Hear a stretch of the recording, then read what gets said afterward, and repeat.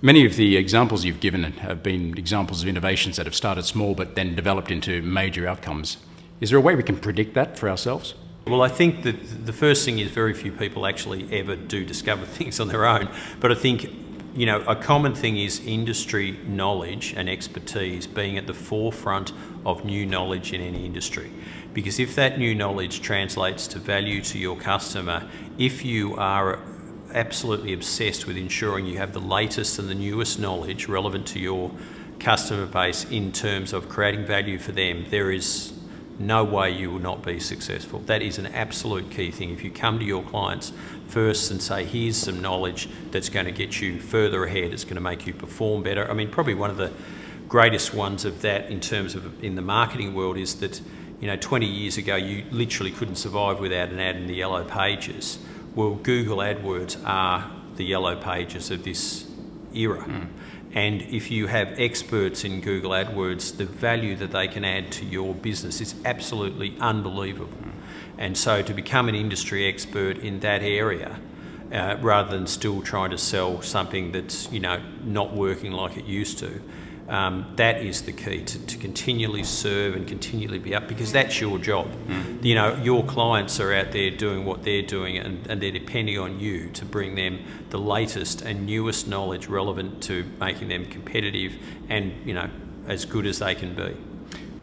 Many of the examples you've given, Alan, seem very simplistic to many people, and the idea doesn't necessarily sell itself. How important is it to create value or to create something around it to make it much more penetrating for people? Yes, you do define the value, but when you say the thing is proof of concept. See, we cannot, I don't believe anyone could have predicted how the market would have behaved, say, to The Simpsons.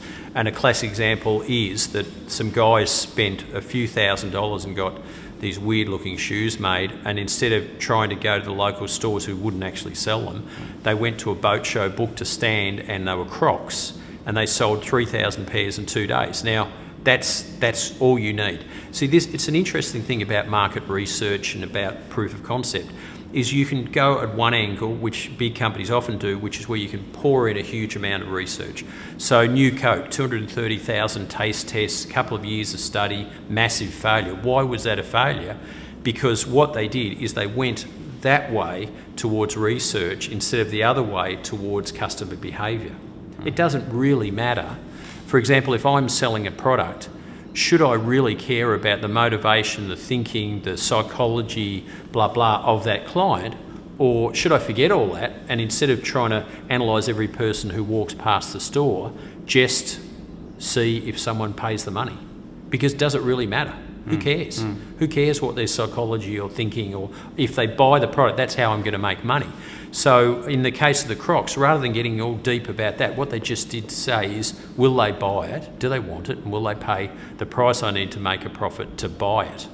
And that's the essence and key, because in terms of, you know, research. And that segues into a few fundamental principles about opportunities.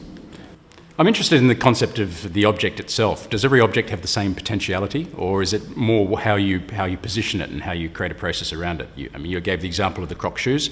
Were they successful simply because of the boat show and some lateral thinking around presenting them?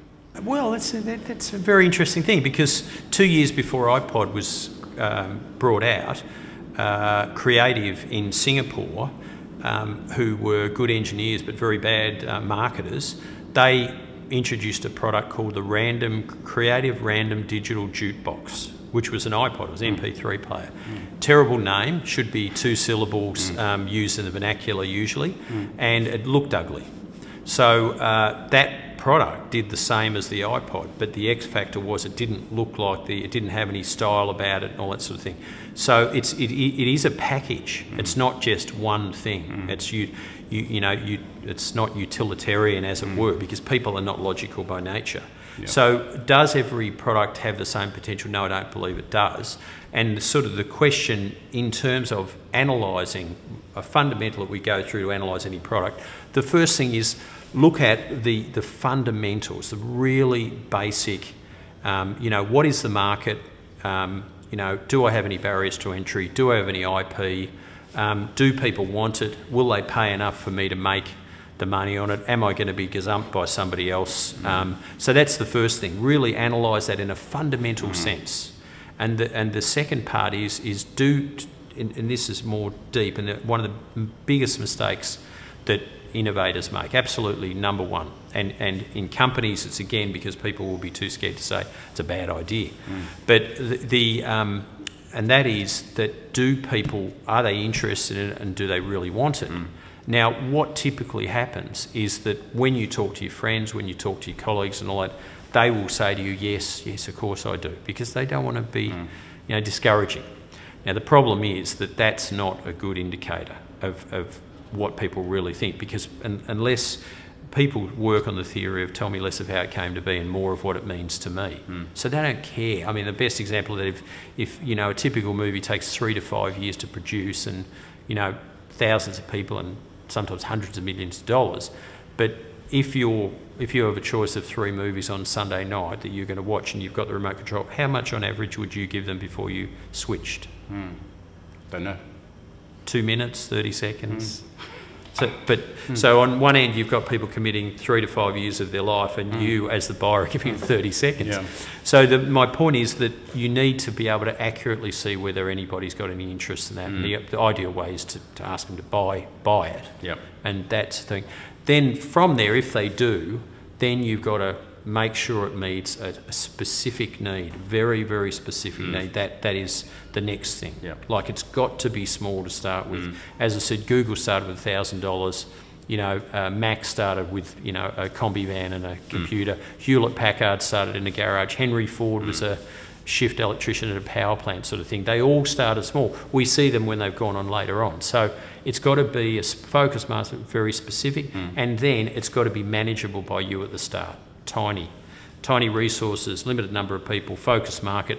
And the final thing is, which is an absolute key, is it has been proven that in order to make it a success, you must be a dominant leader in the market you're in.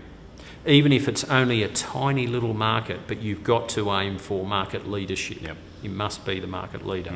And that is what the history has shown, that has the potential to create success. But Alan, you've given us many good examples there of things to watch out for as part of the innovation development cycle.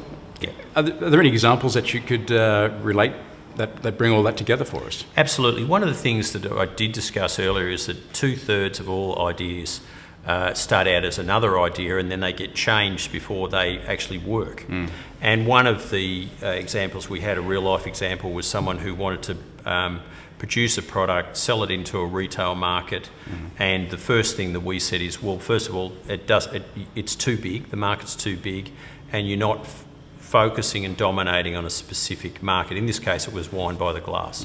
So we looked at that and said, where is the pain? Where can we get a specific need? And working together, we worked out that in the one-day event area, you're not allowed to have glass. Traditionally they have heavy wine bottles. They have casual staff, which means you can't measure wastage or theft even, and you have to physically take them there, chill them down, all that sort of thing. So there's lots of pain, and it's a very, very specific market. One-day events for alcohol in a single-serve thing. Now the whole strategy from the initial thing, which I believe would have failed, was changed to limiting down to that tiny market. And I believe that product this year sold, I don't know, 500,000 or 600,000 units. Wow.